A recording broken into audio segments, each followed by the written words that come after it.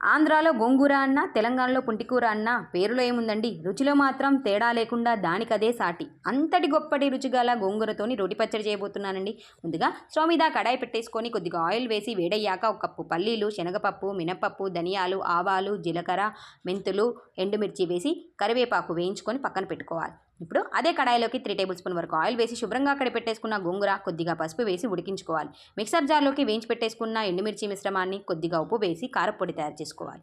తర్వాత గోంగూర ఆకులోకి కొద్దిగా నానబెట్టేసిన చింతపండు వేసి కాసేపు ఉడికించి మిక్సర్ జార్లోకి తీసుకొని ఉప్పు వేసి గ్రైండ్ చేసుకొని పక్కన పెట్టుకోవాలి. ఇప్పుడు స్టవ్ మీద కడాయి పెట్టేసుకొని ముందుగా కొద్దిగా ఆయిల్ వేసేసుకొని తాలింపు చేసేసుకున్నాక అందులోకి వెల్లుల్లి రెబ్బలు, కరివేపాకు, ఎండుమిర్చి కూడా వేసి వేయించుకున్నాక ముందుగా పేస్ట్ చేసి పెట్టుకున్న గోంగూర అలాగే కారపొడి వేసుకొని కొద్దిగా ఉల్లిపాయల ముక్కలు వేసి కలిపి దించుకోవడమేనండి. ఎంతో టేస్టీనైన గోంగూర చట్నీ రెడీ అండి.